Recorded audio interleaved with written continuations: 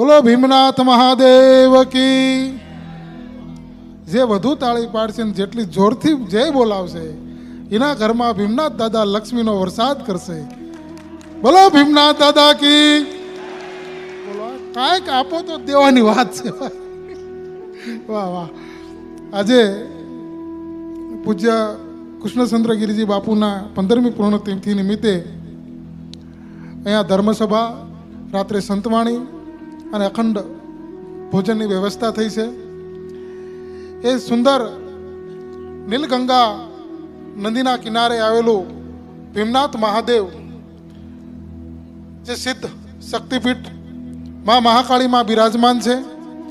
આવા શક્તિપીઠના પીઠાધીશ્વર, અમારા માર્ગદર્શક, જ્યાં બધાના જ સંકલ્પો પૂરા થાય છે એવી આ ભૂમિ છે.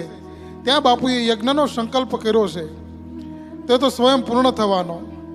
અને આ કાર્યક્રમમાં જેનું વિશેષ ઉપસ્થિતિ છે અને આજના આ કાર્યક્રમના અધ્યક્ષ શ્રી, જૂના અખાડાના અધ્યક્ષ, ગિરનાર મંડળના અધ્યક્ષ અને અમારા ગિરનારની શાન એવા રાષ્ટ્રીય ક્રાંતિકારી સંત ઇન્દ્ર ભારતી બાપુ, તેમજ આ મંચ પર બિરાજમાન સર્વ સંત મહંતો, ભીમનાથના ભક્તો,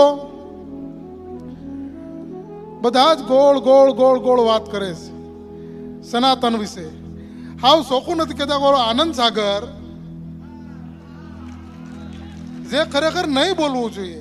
સ્વામિનારાયણ ભગવાનને આપણા પ્રણામ છે, એના સંતોને પ્રણામ છે, પણ એ સંપ્રદાયમાં રહેતા અમુક સંતો, જેને હમણાં કીધું કે હનુમાન ભગવાન ને તારા બાપ હનુમાનના તો રોટલા ખાવશો, એટલે હનુમાન ભગવાન નથી બોલાતું હશે આવું. જે એવા અમુક સંતોના કારણે ઘણા વિદ્વાન સંતો છે, ખૂબ સાચા સાધુઓ પણ છે.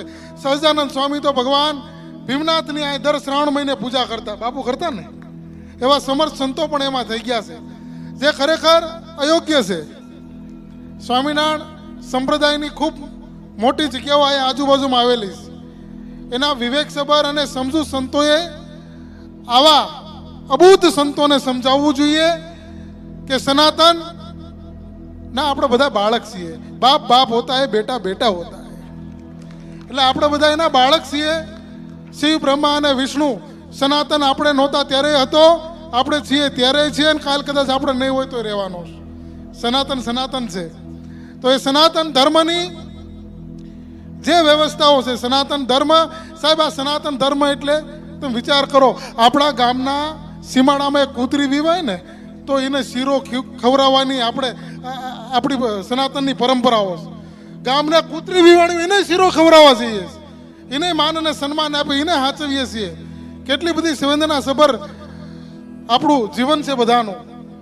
તો આ સનાતનની સાથે જે કોઈ સંપ્રદાયના લોકો એમાં રહેલા, આવા આનંદ સાગર જેવા, જે ભગવાન વિશે સંતોને કે ભિખારી બાવા છે, અમે ભણેલા છીએ, હાલી નીકળમાં તું એકવાર અહીંયા આવ, આ ભીમનાથની જગ્યામાં આવ, ભલા માણસ, અહીંના મેળામાં આવ, આ કોઈક સનાતી સાધુઓને તું મળ, તું નો અભ્યાસ કર, પછી તને ખબર પડે કઈ ઝૂંપડીમાં રહેનારો, રામનું ભજન કરનારો, એ ટુકડો દેનારો છે ને, ન્યા પ્રભુ આવે છે. આસ્થાની જગ્યાઓમાં પ્રભુ આવે છે, વ્યવસ્થાઓની જગ્યામાં નહીં. માત્ર તમે કોઈ વ્યવસ્થા આપી દો ને તમે એમ કહો કે અમે આમ ખોટી વસ્તુ છે. તો આસ્થાને વરેલો આ સનાતન ધર્મ છે અને સનાતનીઓ છે. વિશેષ કંઈ નહીં કહેતા, તમારા ગામમાં, તમારી આજુબાજુમાં તમે પોતે પણ એમને માનતા હો તો ખૂબ માનજો, પૂછજો, ના નથી. એ તમારી પોતાની વ્યક્તિગત બાબત છે, પોતે વ્યક્તિગત સ્વતંત્રતા છે, કોને માનવા, કોને ભજવા, કોને પૂજવા. પરંતુ આપણો સગો ભાઈ હોય, જો આપણા બાપ વિશે કંઈ બોલતો તેને 2 ફટાકા મારી દેવાય. બાપનું અપમાન કરતો આપણો સગો ભાઈ હોય, ગમે એટલો પ્રેમ કરતો હોય, તો એને 2 ફટાકા મારવામાં વિચારાય નહીં. તો તમારા ગામમાં જે કોઈ તમે માનતા હો, તમે ચોક્કસ માનજો, પણ શિવ વિશે, બ્રહ્મા વિશે, ભગવા વિશે, સાધુ વિશે જો કોઈ બોલતું હોય તો તમે ખરેખર સનાતની હો, ભીમનાથને માનનારા હો, તો એનો વિરોધ કરજો, એની સામે થાજો ને સ્વીકારતા નહીં. વધારે તો કઈ કેવું નથી, મારો આમાં બોલવામાં લિસ્ટમાં નામ જ નહોતું, હું તો વચ્ચે આવી ગયો છું.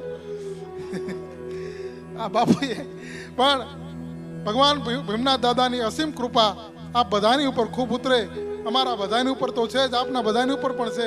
વિશેષ ભગવાનની કૃપા ઉતરે એ ભીમનાથ દાદાને પ્રાર્થના કરું છું. ઓમ નમો નારાયણ, ઓમ નમો નારાયણ.